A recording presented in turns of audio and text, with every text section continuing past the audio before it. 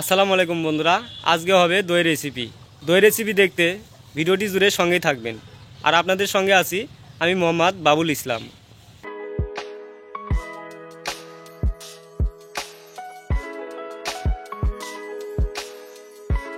প্রথমে চুলা জ্বালিয়ে দিয়েছি।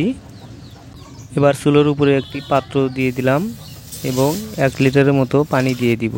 এখন সামান্য পরিমাণ খাবার সোডা পানির সাথে মিশিয়ে দিচ্ছি। পানি ফুটে গেছে, এবার এর মধ্যে 2 লিটার দুধ দিয়ে দিব।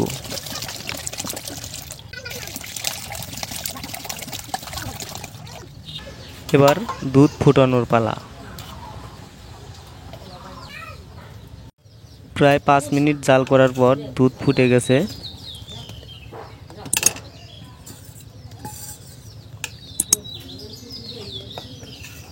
দুধ ফুটানোর পর এরকম ফেনা হয়, সেই ফেনাগুলি আলাদা পাত্রে তুলে রেখে দিতে হবে, সেটিকে পরবর্তীতে আবার দেওয়া হবে। দুধ মনে হয় এখন পড়েই যাবে, আশেপাশে তো পানি দেখছি না, দুধ কিছুটা পড়েই গেল।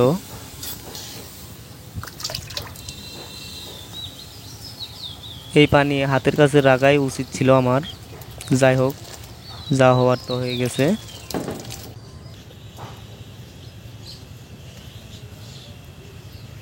এখন পরিস্থিতি নিয়ন্ত্রণে, চলুন অন্য কাজ সেরে নেই। এই মাটির কাপগুলোতে আমি দই বসাবো, সেই জন্য ভালোভাবে কাপগুলো পরিষ্কার করে নিচ্ছি।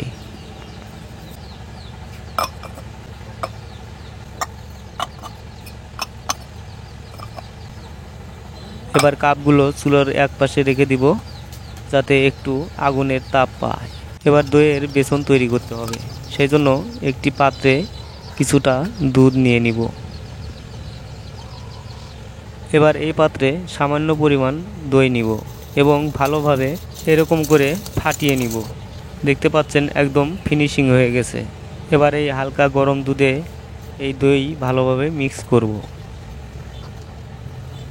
এবার এটিকে চুলার এক পাশে রেখে দিব হালকা তাপে। কিছুক্ষণ পর আবার সরিয়ে রাখব। আমরা ফিরে আসলাম প্রায় 90 মিনিট পর। একদম হালকা জালে রেখেছিলাম, তো এবার দুধ কিন্তু জাল হয়ে গেছে। এখন এর মধ্যে চিনি মিশাইতে হবে। এখানে প্রায় 250 গ্রাম চিনি নিয়েছি। এবার এই চিনি দুধের মধ্যে ঢেলে দিব। এবার যতক্ষণ না চিনি গলবে ততক্ষণ এইভাবে নাড়াচাড়া করতে হবে এবং হালকা জাল দিয়ে দুধ আবারও ফুটিয়ে নিতে হবে। তো বন্ধুরা, দেখতে পাচ্ছেন দুধ ফুটে গেছে। এবার দুধ চুলা থেকে নামিয়ে রাখবো।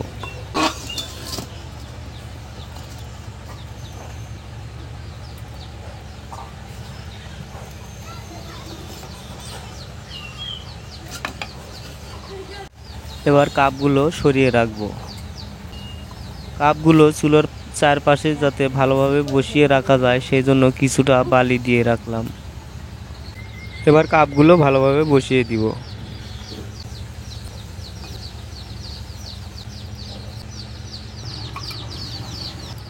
এবার কাপগুলো দুধ দিয়ে ভর্তি করে দিব।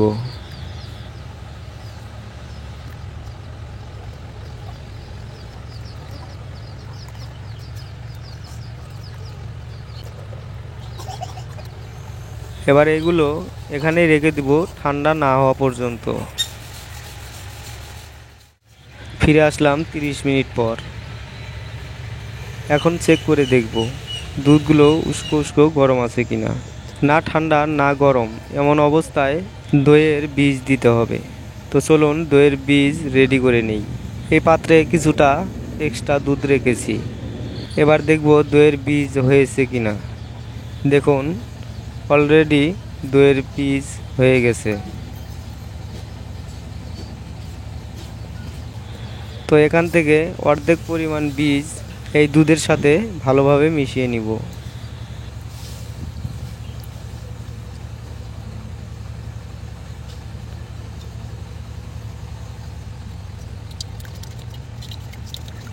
দুধ আর দইয়ের বীজ একেবারে ভালোভাবে মিশিয়ে নিচ্ছি। এবার প্রতিটা কাপের মধ্যে একটু একটু করে দিয়ে দিব।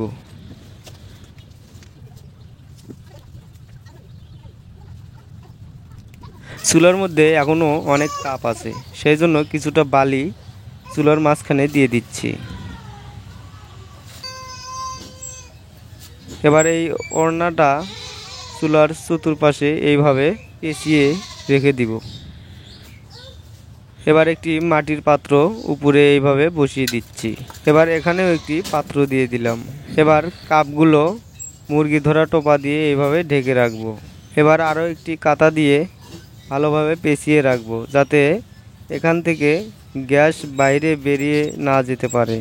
এইভাবে রাখবো 6 থেকে 8 ঘন্টা। ফিরে আসলাম 8 ঘন্টা পর। এখন দেখব সফলভাবে দইগুলো হয়েছে কিনা।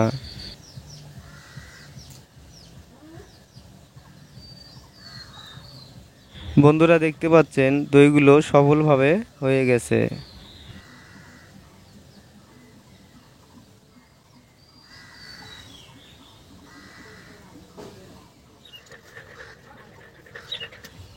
এবার দইগুলো এখান থেকে সরিয়ে নিব।